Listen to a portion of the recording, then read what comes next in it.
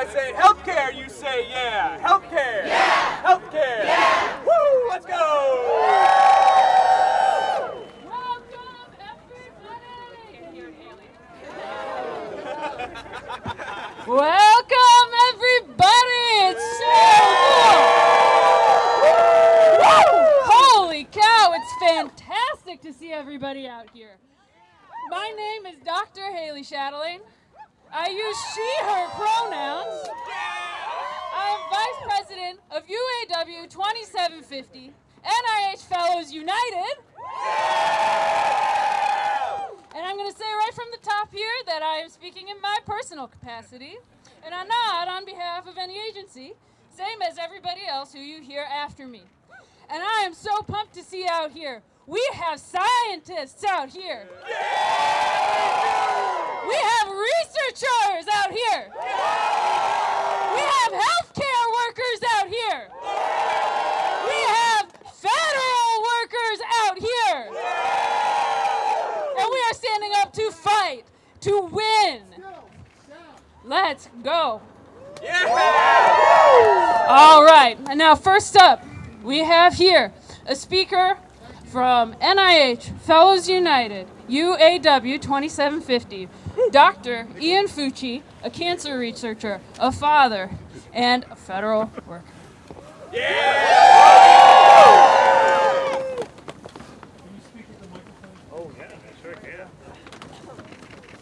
My name's Ian. I'm a member of NIH Fellows United. We are the 5,000 fellows at the National Institutes of Health who do research into new treatments for cancer, diabetes, and heart disease. I myself am a cancer researcher. I'm also a husband and a father. I'm the son of a cancer survivor. I care deeply about the work I do and the people I do it for. I'm here today to share with you all the fear, the pain, and the outrage that we've all felt in the past week as workers at the NIH. We heard the news that probationary employees were set to be fired Friday between 1 and 4 p.m.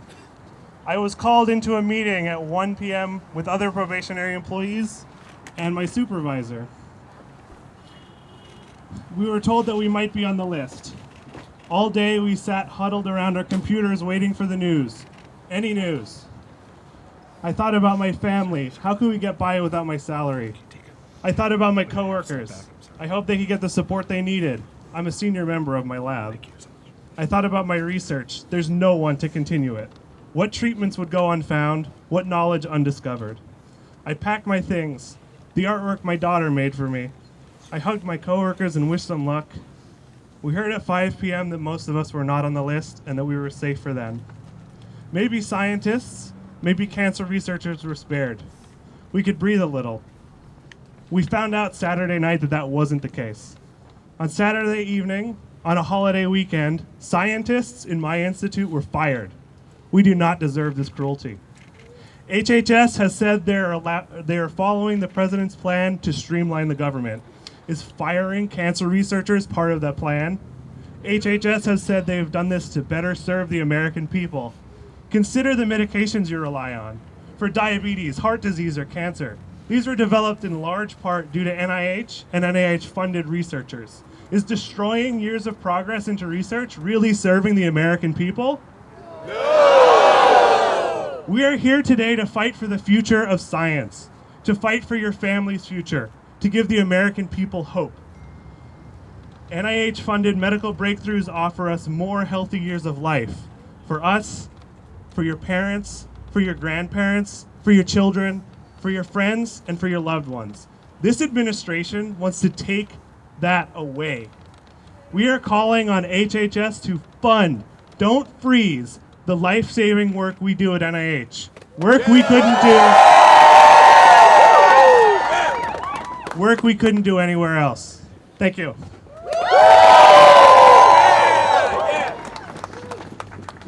Thank you. Next up, we have Congressman Jamie Raskin, who represents the 8th District of Maryland. Many of us here at NIH, and is a champion for biomedical research here in the U.S. and therefore globally. Welcome to the stage, Congressman Raskin. Good morning, everybody. Good morning, good morning. Hey, I brought you guys a chant. Because back when I was in school, I wasn't very good at making posters because they were illegible. But I became the chant master. So I'm going to try out a new chant for you, all right? How about this one? Hey, hey, RFK, hands off the FDA. Hey, hey, RFK, hands off the FDA. Hey, hey, RFK, hands off the FDA.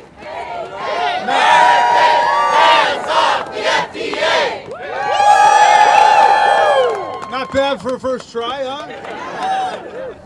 How about, hey, hey, RFK, we remember JFK. Hey, hey, RFK, we remember JFK. Hey, hey, RFK, we remember JFK. That's right, John F. Kennedy, a champion of science, a champion of medical research, a champion of democracy and NATO, a champion of human rights all over the world. That's the Kennedy we're standing up for today. My name's Jamie Raskin. I'm the congressman from Maryland's beautiful 8th District. I'm the congressman from the National Institute of Health in Bethesda, the world's premier health research institution. I'm the congressman from NOAA, the National Oceanic and Atmospheric Administration. I'm the congressman from the FDA, the Food and Drug Administration. I'm the congressman from NIST, although I always forget exactly what that stands for.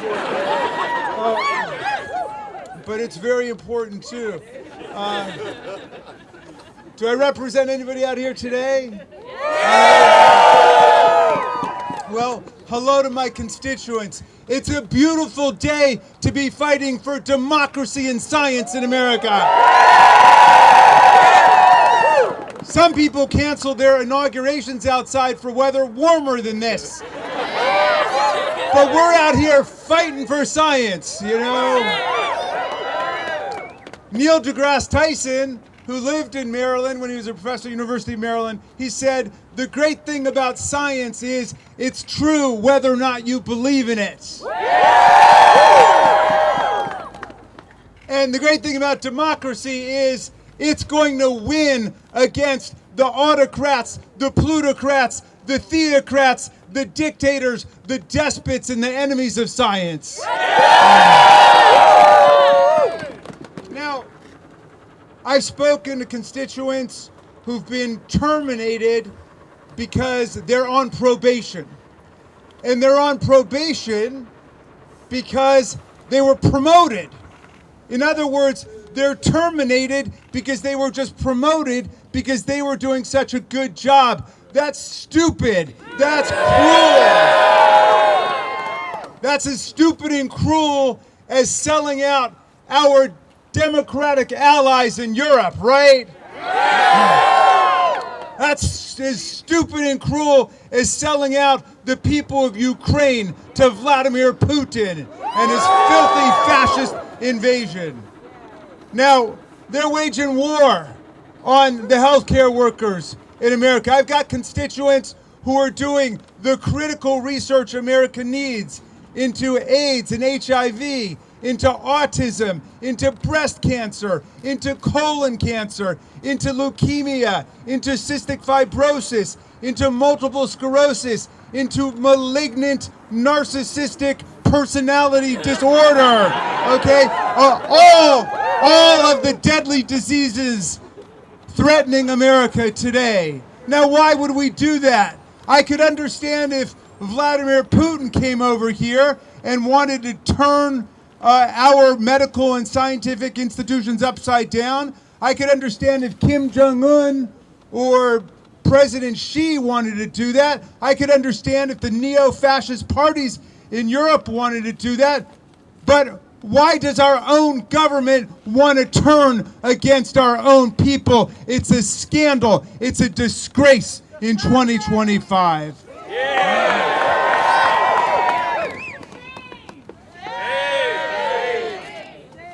Well, Thousands of healthcare workers were fired starting on February 14th. Our very own Valentine's Day massacre against federal workers. And I just want everybody to be clear. This is in blatant, flagrant, naked violation of the civil service laws. The heart of the civil service is you can't fire people for political reasons. You can fire them only for poor performance or professional misconduct, like embezzling money from the government. These are people who have superior work evaluations, and yet they've been sacked in total violation of the civil service laws and in total violation of the First Amendment. The reason they're being fired is because they won't bow down to Donald Trump and Elon Musk. But the people of America are going to stand up for the scientists and the health researchers that we need.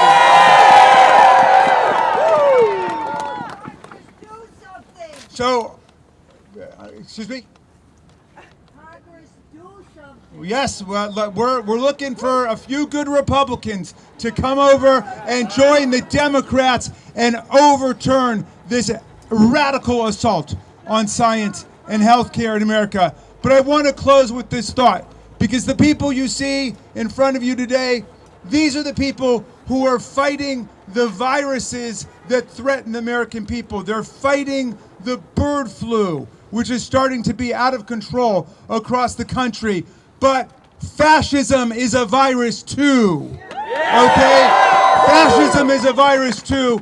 And the people who are out here fighting in sub-freezing temperatures, they are the antibodies. We are the antibodies.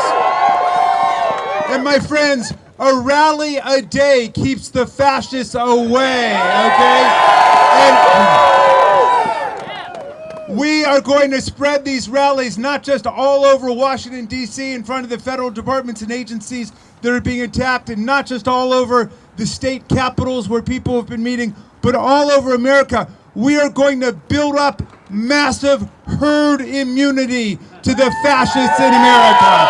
That's what we're going to do. So, well, I'd like to, let's see, do I get to introduce Glenn or no?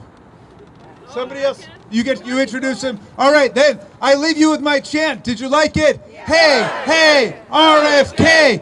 It's off the FDA! Hey, hey, RFK! Hands off the FDA! Hey, hey, RFK, hands off the FDA. All right. Yeah. When we We fight, win. when we fight, We win. when we fight, we win. All right, excellent. Now, next to the stage, Congressman Glenn Ivey, representative of Maryland's 4th District and champion of healthcare everywhere. All right. How's everybody doing? UAW, are you doing all right? All right. NIH, are you doing all right? All right, we got to keep fighting on this. It's a scary day. It's a scary period. I know it's been something for you all. I'm a cancer survivor. I lost my father to Alzheimer's and Parkinson combined. I lost my mother to heart disease. The things that you all are doing, the research that you're doing is making a difference. We're all counting on you to continue to have a chance to work. And that's why we're here to fight the administration to make sure we can continue allowing you all to do the basic research that we need to save lives, not just here in the United States, but across the world, right? Absolutely, absolutely. And we need to make sure we keep the pressure on every day. I really want to thank you all for coming out here today. When I heard the report of the weather last night, I said, man, it's going to be a low turnout event. But aren't we all here strong today? Yeah, I'm here strong today. I thought about the Montgomery bus boycott. They marched day after day through the winter, all the way to work and back. You guys are out here carrying on that tradition, and you're going to make a difference just like they did, right? Absolutely. We got to keep going. We need every mini march on Washington day after day to push this forward. We got to fight to take the Congress back. We got to wait 2 years to do it, but we're going to take it back, right? We're going to make Hakeem Jeffries the Speaker of the House in 2 years, right? Yeah, we got to make that difference. And we've got to make sure we keep pushing the Republicans now.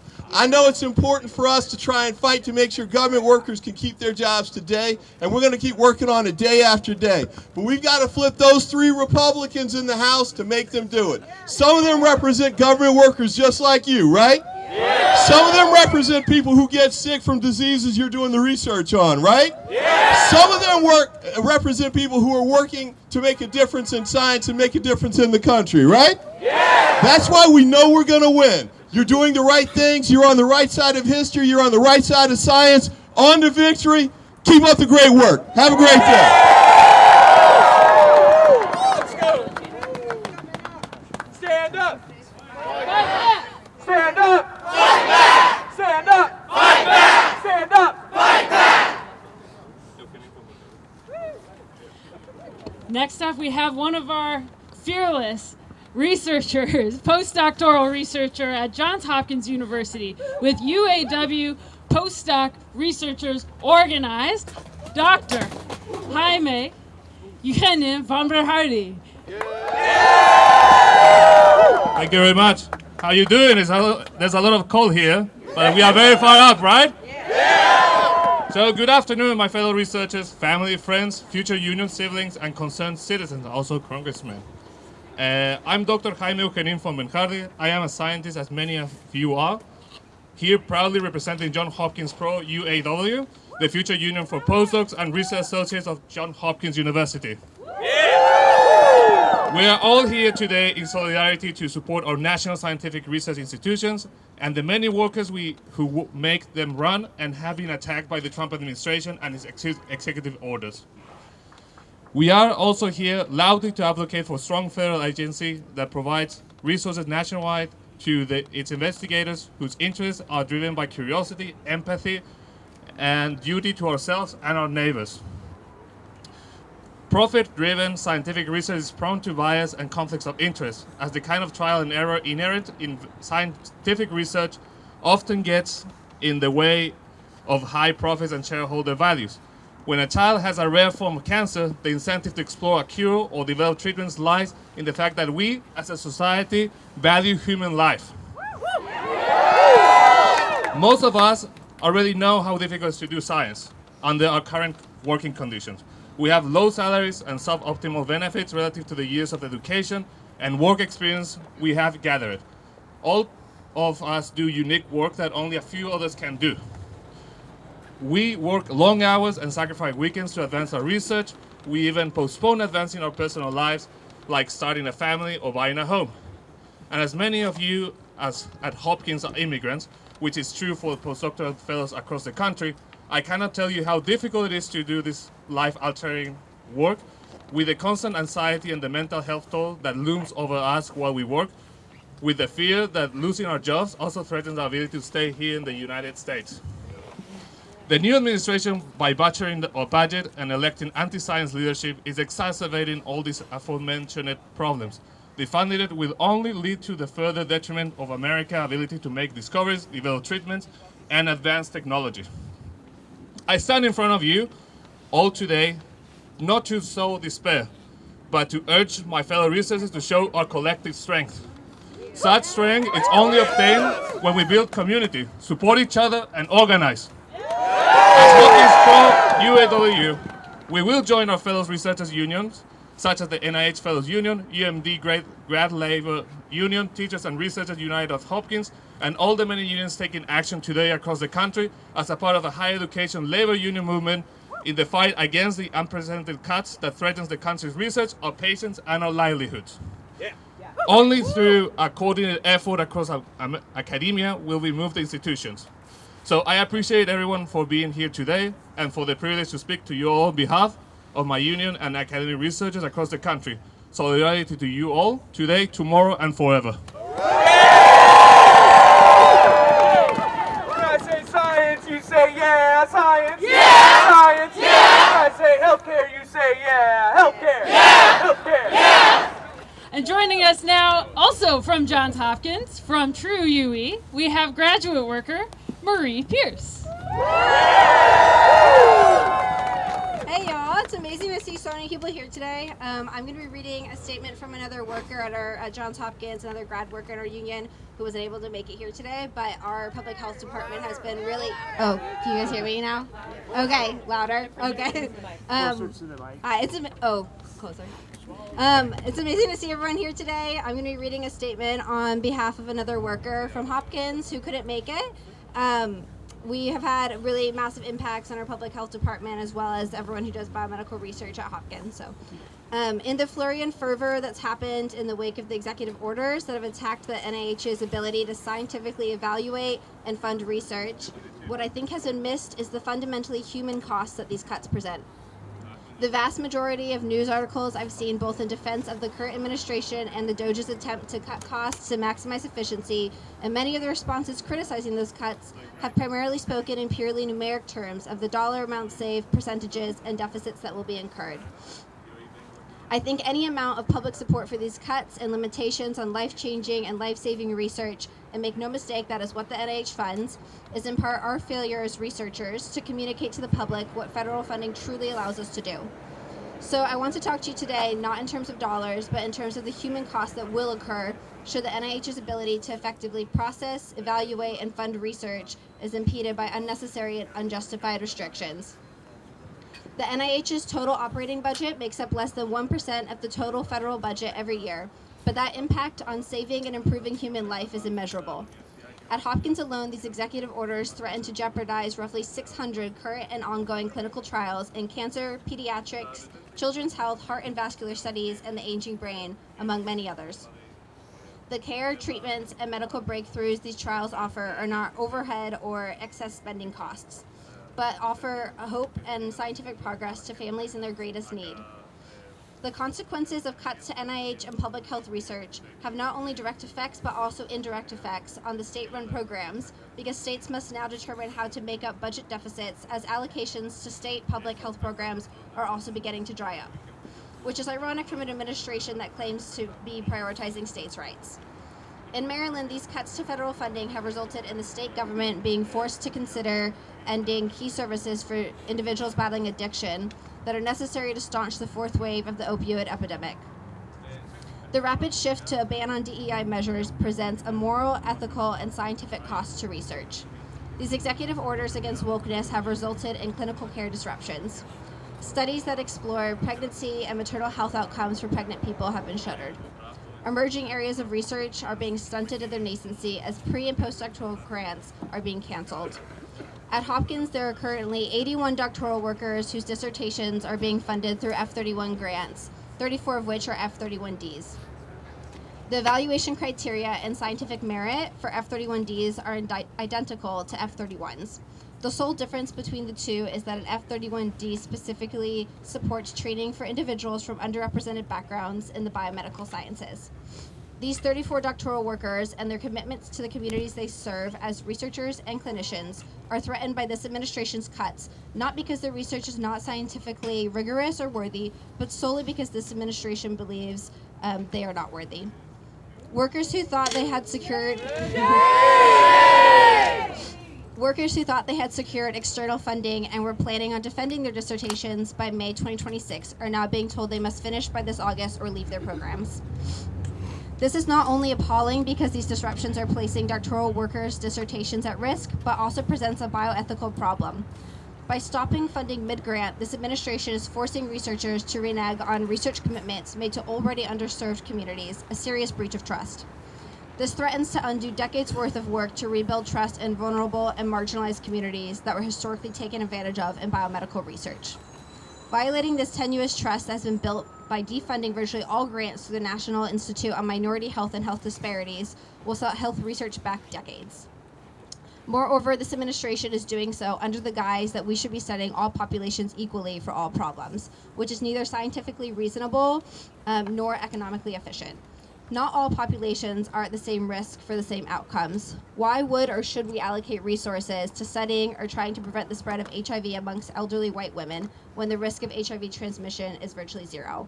Or why would we study pregnancy outcomes in straight men? Or what is the point of studying the efficacy of novel prostate cancer in females?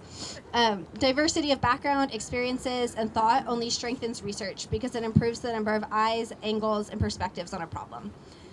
It causes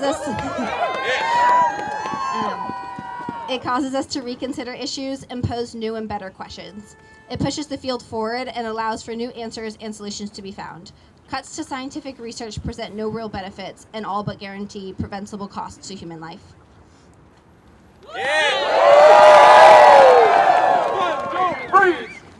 don't freeze! Fun don't freeze! Fun don't freeze! Fun don't freeze! Fun don't freeze! Fun don't freeze! All right, all right, all right. Yeah! Next up, we have Kaylin Price.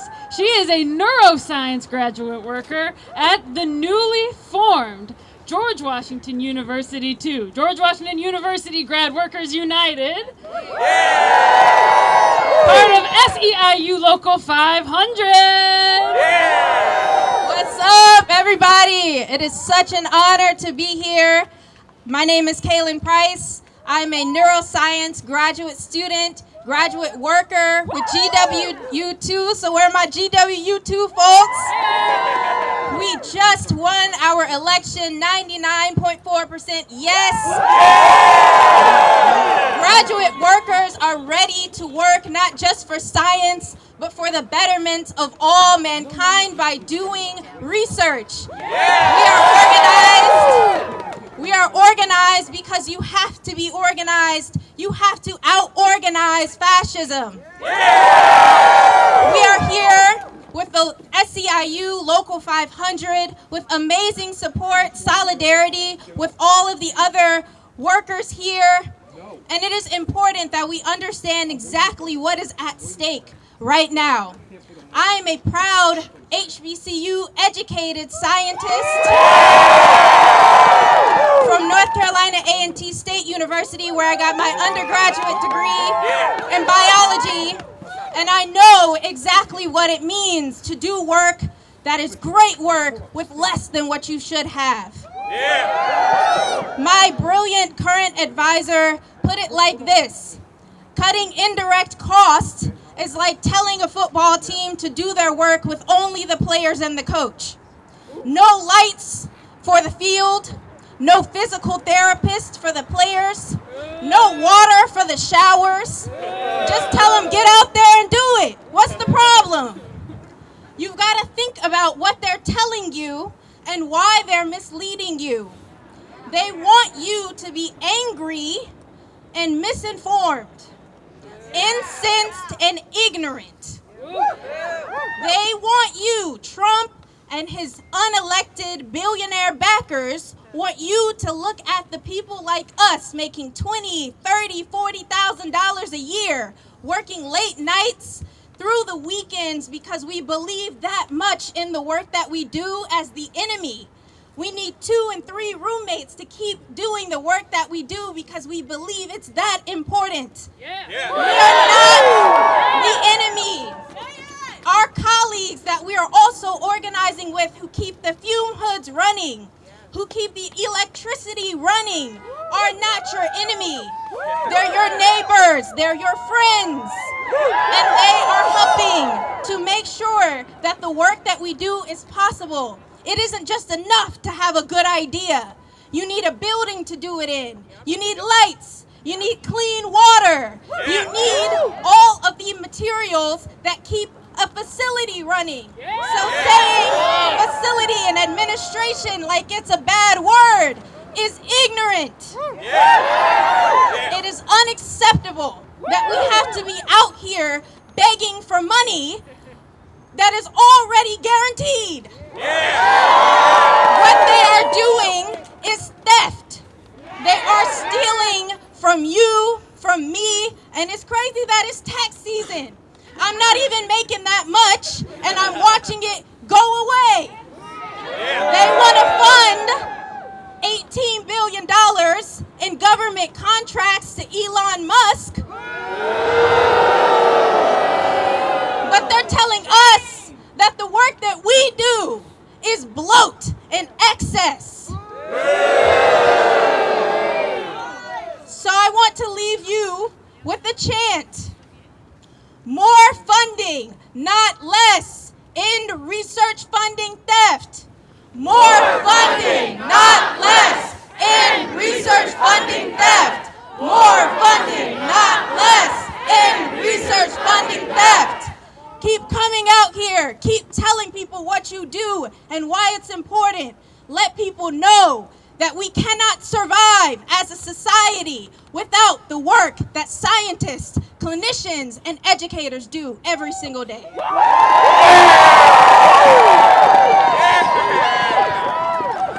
All right, all right. All right, and now we have heard from some of our workers here at NIH, down the street at George Washington University, up in Baltimore at Johns Hopkins. And now we will hear from Senator of our great state of Maryland, a champion for higher education and for labor, Senator Chris Van Hollen. Thank you, great patriots all. Are we going to shut down the illegal Elon Musk takeover of the government? You bet we are. We're going to fight this in the courts. We're going to fight this in the Congress, and there can be no business as usual in the Congress. And we're going to fight this in gatherings like this all over the country because we need to shut down this illegal operation. I want to thank all of you. All of you are dedicated to protecting the public health. All of you are dedicated to making sure that we do the medical research that saves lives. And there's no sugarcoating this. These cuts will kill more Americans. When you conduct research into cancer, into diabetes, into Alzheimer's, into heart disease, and into all the other diseases that plague American families, you are saving lives. And taking that away will result in more Americans dying early and more American suffering. Are we going to let that happen? No! Hell no! So what is this all about? What is this all about? It is about the great betrayal by Donald Trump. Look, on the campaign trail, what did he say he would do? He said he was going to cut prices. He said he was going to look out for working people. But as soon as he was sworn in, he began that great betrayal. He ended up slashing important services like medical research that help every American family to make way for and pay for what the next step they're going to take is, which is tax cuts for very wealthy Americans at the expense of everybody else. Are we going to let that happen? And who did he bring in to do his dirty work? Elon Musk. Elon Musk. So this is the most corrupt bargain in American history. Elon Musk spent $280 million to elect Donald Trump. And Donald Trump turned around and gave the keys to federal agencies to Elon Musk. And make no mistake, and you know this has nothing to do with greater government efficiency. Nothing. This has everything to do to taking over the reins of government, to serve the already powerful, and to slash public services that help every American, to make more room for tax cuts for Elon Musk. That is what this corrupt bargain is all about. Are we going to shut it down? Yeah! We're going to shut it down because we're going to get the story out there to every American. They, as you said, they want all of us to be quiet. They want us to just suck it up. Are we going to suck it up? No! Hell no! So what this is about is not lowering prices and not helping working people. This is about enacting Project 2025. Now, I don't know about all of you, but I dare say you do remember that when he was on the campaign trail and when he was asked about Project 2025, Donald Trump's like, I don't know what that is. Who are those? Who are those people? That was the big lie. That was the big lie. And why did he pretend to know nothing about it? Because he knew how unpopular it is to enact those provisions. But that is, in fact, what they're doing. They're not doing what he said he was going to do on the campaign trail. He's enacting Project 2025, which he said he knew nothing about.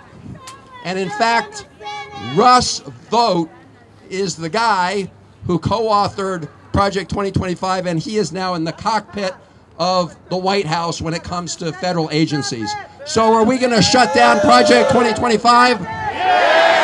Because, you know, if you're about creating more efficiency, you don't fire all the IGs first of all, do you? I mean, the IGs are there to look out for waste, fraud, and abuse. So firing the IGs actually clears the way for more corruption. So we can shut down everything we can in order to make sure that we shut down the Elon Musk operation. I want to thank all of you for doing that, because at the end of the day, you are here to save lives. We need to make sure we get it done. Thank you all very, very much for what you do.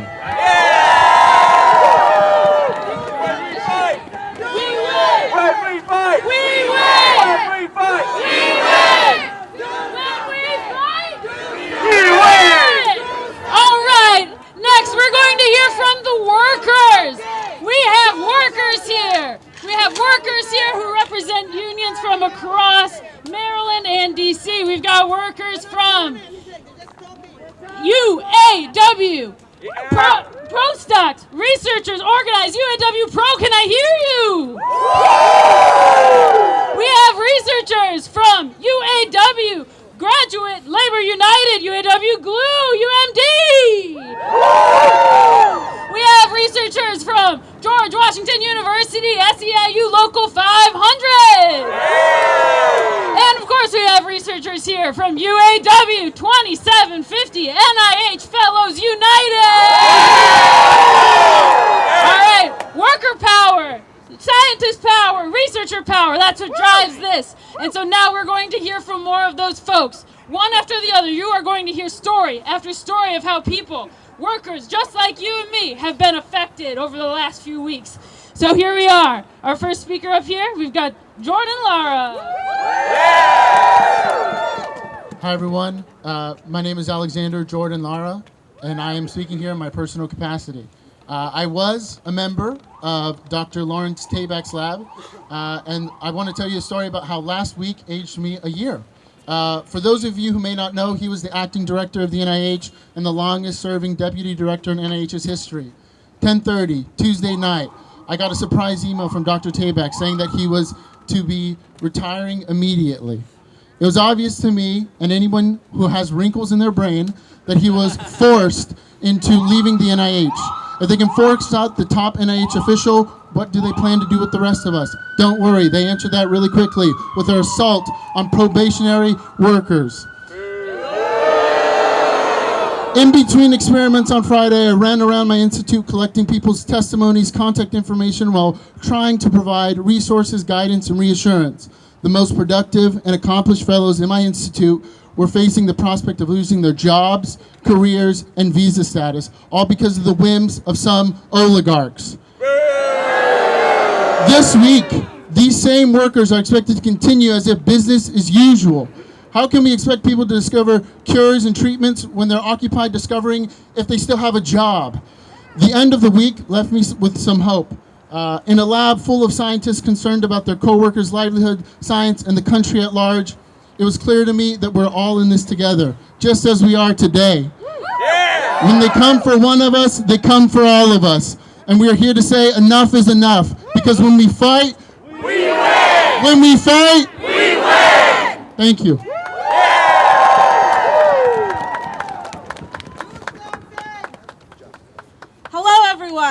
My name is Milo Taylor, and I'm a member of UAW 2750, also known as NIH Fellows United. And frankly, I don't want to be here. I want to be in my lab focusing on my research. But I can't. I want to be building community with queer scientists that I have been proud to lead, but I can't. This is because on January 21st, the current administration instituted a ban on DEIA positions and programs in the federal government. Overnight, my group's website was taken down and colleagues I had worked beside for years were out of a job. 2 years of our blood, sweat, and tears, building networks, fostering community, and many more of history before us, reduced to broken links and uncertainty. In the wake of such a clear attack on my queer colleagues, how can any of us go about our day-to-day work? Through community, we have found a way. Despite bans on presenting our research, halts on funding, and direct attacks on our identities, we have passed candidacy exams, been accepted to graduate school, all while raising our voices to protect our fellow scientists. While some may think the administration's actions are a bold display of strength, I think they are a clear admission of fear. This administration knows the power we have when we stand together, and that's why they're trying to undermine us. You can eliminate DEIA. You can stall our research, but we are not going anywhere. We will work together to protect every single one of us.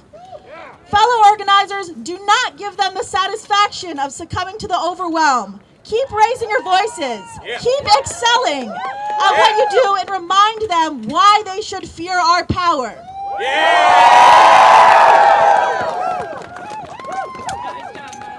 Hello, my name is Connor Phillips, and I'm with NIH Fellows United.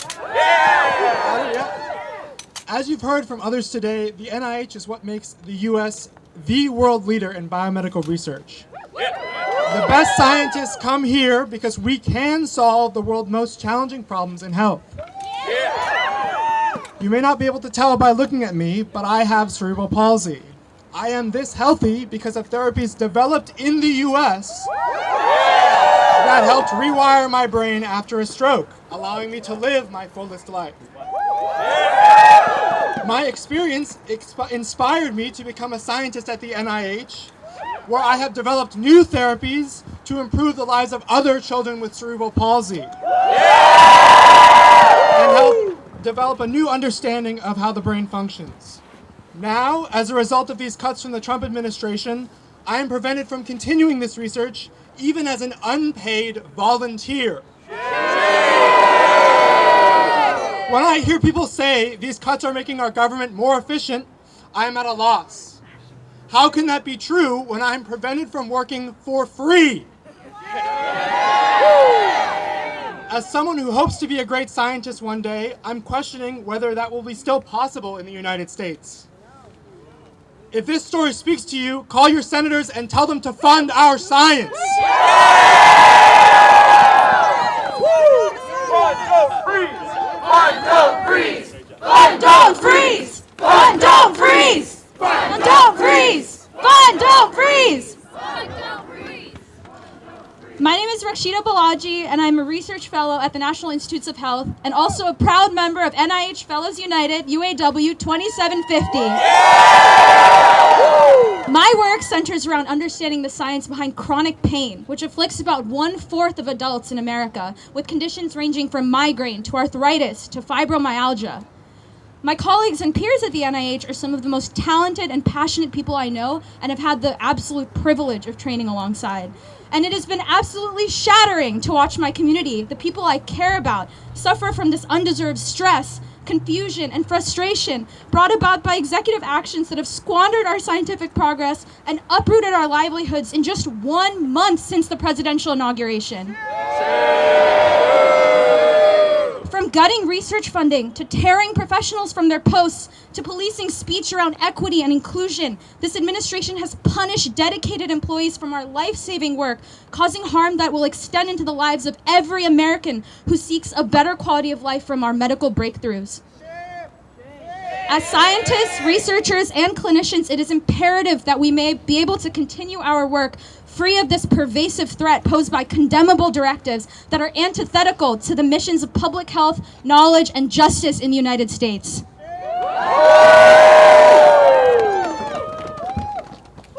Hi all, I'm Dr. Amanda Shaver. I'm an NIH NRSA supported postdoctoral fellow at Johns Hopkins University. I've been working in the fields of biology and genetics since 2006, and it's been my long-term goal to become a professor, to inspire people to become scientists, and to conduct science that will actually improve the lives of others. I study genes responsible for drug resistance in parasitic worms that cause debilitating diseases to approximately 2 billion people worldwide. I've worked really hard for the last 19 years to build a career in science, and these NIH cuts and loss of funding opportunities have not only threatened my current research, but will jeopardize my future research and my ability to pursue science and stay employed in my own country. America has been at the forefront of science and a leader in the world, but implementing all the cuts and restructuring proposed by the Trump administration will devastate science and healthcare in America. These cuts in science will diminish our standing in the world.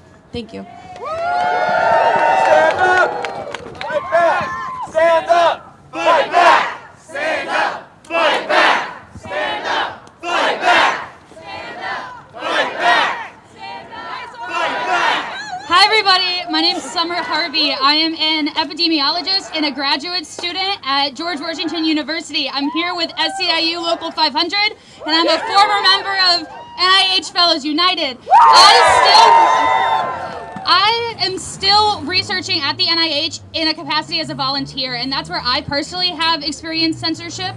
I do research in cancer screening, I do research in gynecology, and because I was researching gynecologic disease in queer women, I was told that even though I don't get paid by the NIH, that I need to publish that research through my affiliations at GW, which is why, as a graduate worker, I know that we need a strong contract that says from GW they will protect our right to do our research well and to protect us from censorship. So that's my story, but I actually have a story from one of our colleagues at the GW Cancer Center who can't be here today, Dr. Mandy Pratt Chapman. This is from her. I'm sorry I cannot be at the rally today as I have a competing commitment on the West Coast. Thank you for defending research and scientific truth. I never thought it would be remarkable to point out that telling the truth matters. Simply saying something exists or doesn't exist, happened or didn't happen, does not make it so. Despite the reality show antics of politics in 2025, the truth still matters. So do people, and so does science. On January 31st, I received a phone call that my National Cancer Institute funded study was terminated.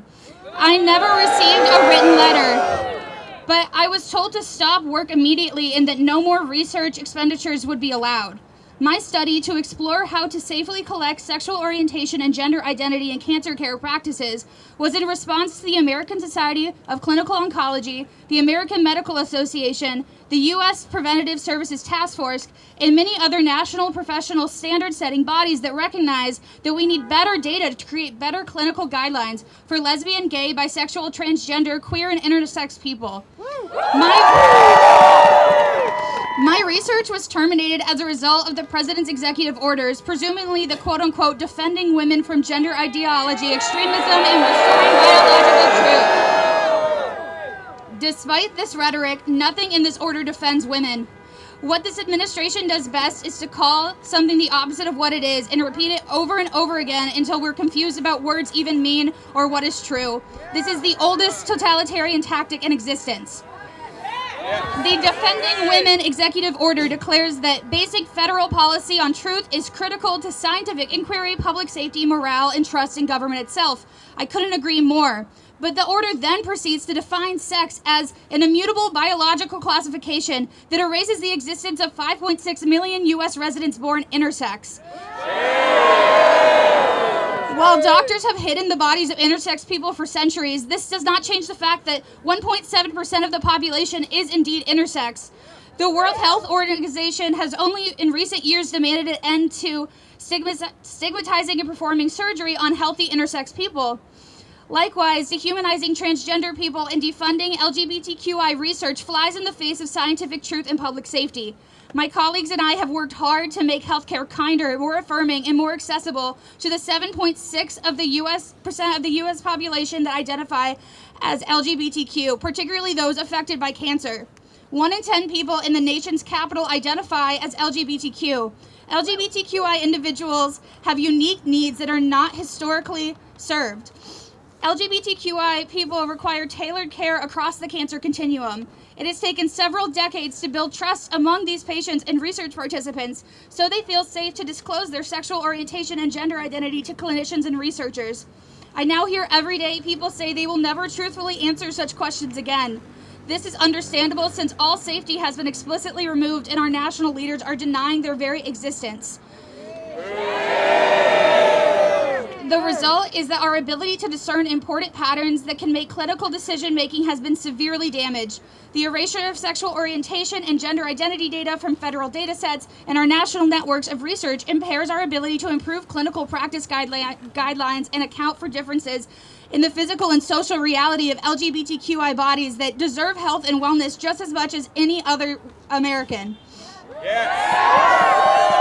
The recent politicization of federal funding under a bizarre moniker of freedom has created great strain on designing and conducting research and on the public health of our nation. Eroding community trust, removing federal data sets that track cancer surveillance, censoring scientific language, freezing funds, and cutting billions of dollars from scientific research. These are extremely short-sighted and dangerous actions. We have quickly lost trust of community that have experienced the worst health outcomes in the country due to structural bias. We have lost trust of our international allies. We will lose a generation of scientists. We are turning over innovation to other countries when historically being a biomedical leader was something that we were proud of. We are watching centuries of American innovation crumble for oligarchic personal gains. Let's be clear, no one voted for cancer research. No one voted to cut cancer research. It is the hallmark of a bully to state what they simply wish to be and attempt to use force in order to bolster their sense of power. It is our civic responsibility to call out every untruth and collectively defend those in our nation who are threatened the most. Speak the truth loudly and often. Protect each other. This is civilization. This is the only way to protect true freedom, scientific truth, and the public's safeties. Let me repeat. No one voted to cut cancer research.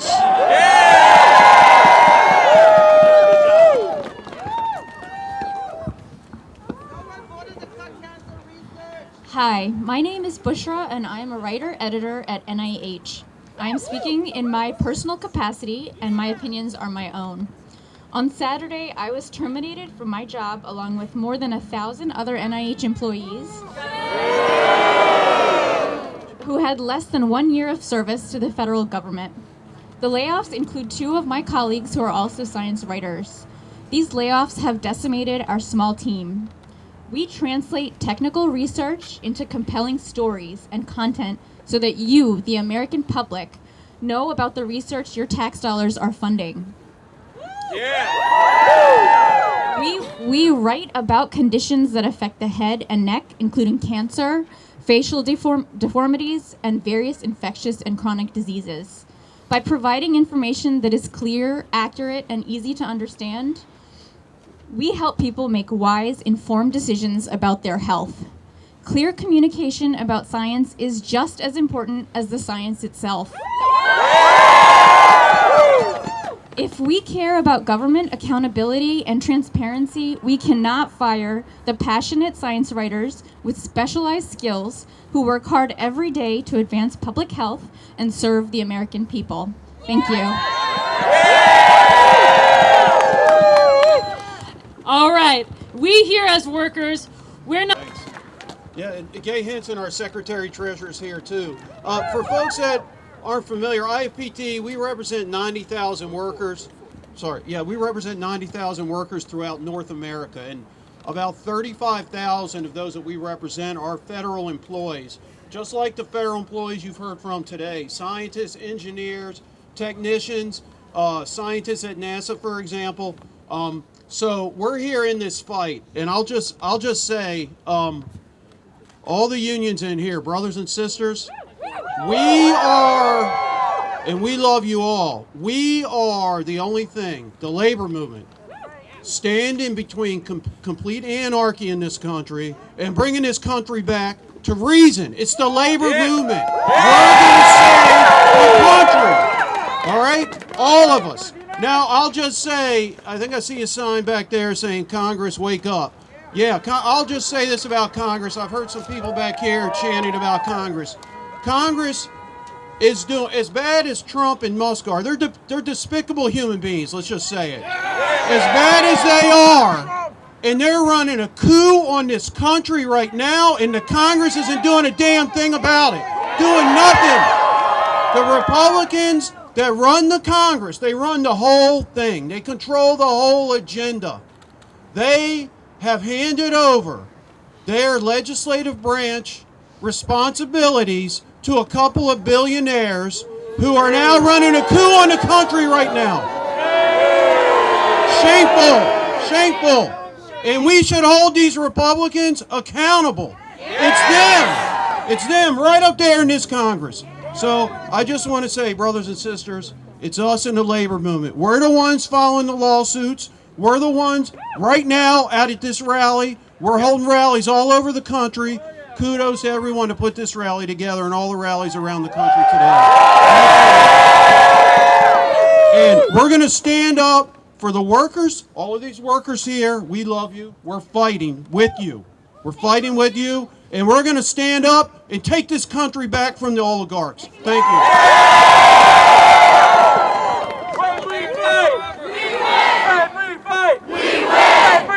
We win! Hello, everybody. I'm Randy Irwin. I'm the president of the National Federation of Federal Employees. How you doing? Great to be here today. Boy, this is happening all across the country. What an amazing thing. We need people in the streets. People are finally waking up, seeing what's happening in this country, seeing the critical services that we rely on just being torn down. It's unbelievable. But I want to thank all the federal workers that are here. Just tremendous work. I'm blown away every day at the work done by our folks in the federal government. I've heard so much about what we do for public health today. I mean, what an incredible thing. And to think that we could be losing that our public will be less healthy. Unbelievable. But it's more than that. We're keeping our military ready, caring for veterans, maintaining our homeland security, clean air, clean water, safe borders, safe air travel, national parks and forests. What incredible work federal employees do every day. Okay, and we cannot let these things go away in this country. People do not even understand what this country would look like if those things actually happened. But thank you for your work, and thank you for being here and demonstrating against the tyranny that we are seeing in this country right now. So let me tell you a few things about Donald Trump and Elon Musk. They have no idea about the critical work that you do. No idea whatsoever. And they don't care. They don't care. They offered resignations to 90% of the federal government. Do you know how irresponsible that is? They are putting public safety at risk. They are inviting communities to burn. No exaggeration. They are inviting airplanes to fall out of the sky. No exaggeration. Is that acceptable? No! Is that acceptable? No! And here's another thing. And I got a message for Donald Trump. You swore an oath to the Constitution, and you are not upholding that oath.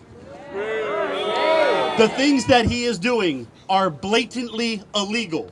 He knows it. He admits it. Under Article 2, Section 3 of the Constitution, he must faithfully execute the laws of this country. And he is not doing it. And I don't care who you are or who you voted for, you should be furious about that. Yeah! And I got a message for Congress too. What are you doing about it? Look at what we've seen. Look at the violations of the law and the Constitution, and we don't have one hearing. How gutless is this Congress? This can't continue. This cannot continue. This madness absolutely has to stop. So, but let me tell you, it's the folks, it's getting in the streets and delivering the message, not letting up. You can't give them an inch. We got to keep on telling the stories of the great work that federal employees do. We got to be talking to the media, talking to friends, talking to family, talking to getting on social media, and never letting up. This country is too special. We got a special thing here, and we cannot let it get taken away from us. Thank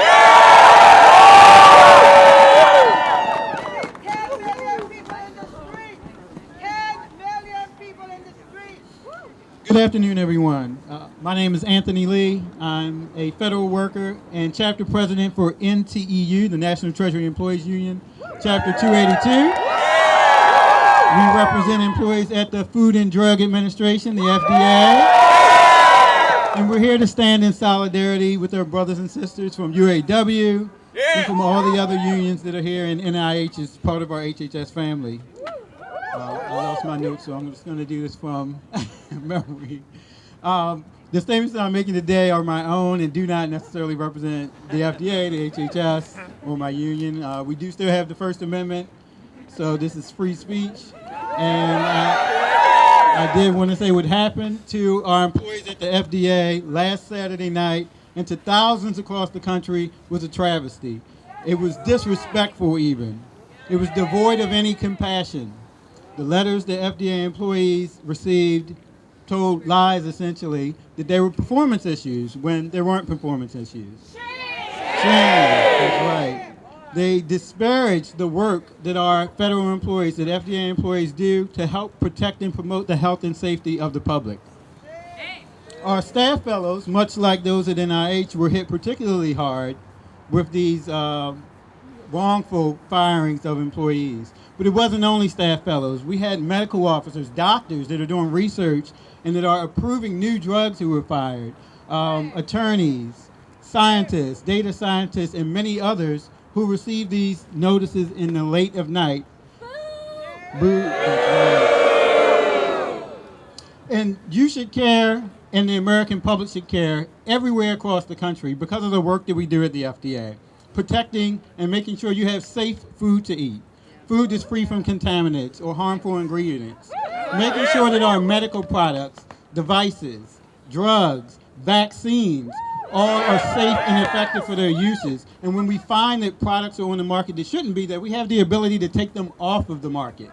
All of that has been put in jeopardy by HHS and their actions. We do need safe food.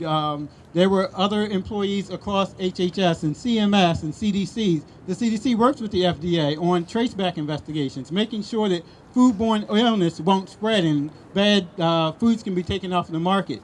These things do not help to improve the health of the public. They harm the public.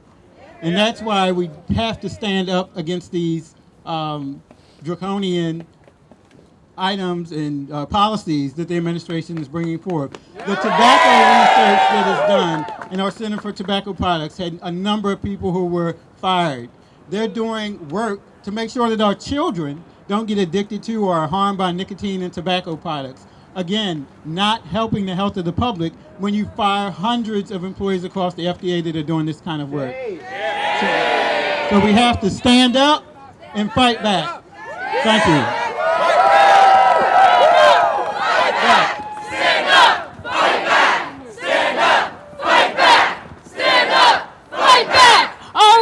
We have one final speaker, and you know, all this last hour, we have heard from people across so many different fields, and it is so clear that this touches every single one of our lives. And we are all out here doing something about it. Yeah! And now to close us out, we have President of UAW 2750 NIH Fellows United, Emilia Ventriglia. It's like Haley said, this is affecting all of us, every single one of us, your mom, your dad, you, anyone who has health, anyone who eats, anyone who ever has to go to the doctor.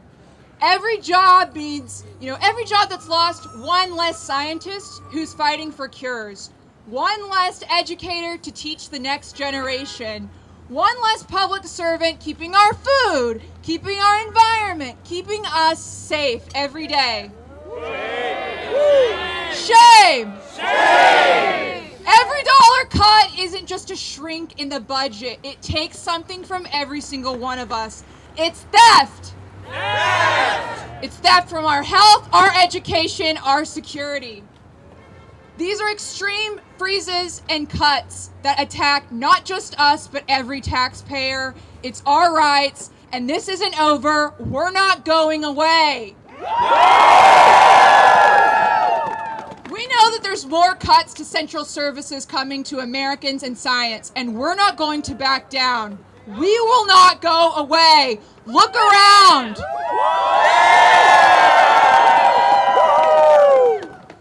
Look around also to find people with clipboards. Go to them. They're going to keep you looped in because this isn't over. We have to continue fighting. Scientists, researchers, medical practitioners, public servants, we build this country together. We keep it running. And we're not going to stand by when billionaires try to tear it down. When we fight together, we win. They may have some money, but we have the real power, worker solidarity power. Good day, everybody, and I'll see you soon.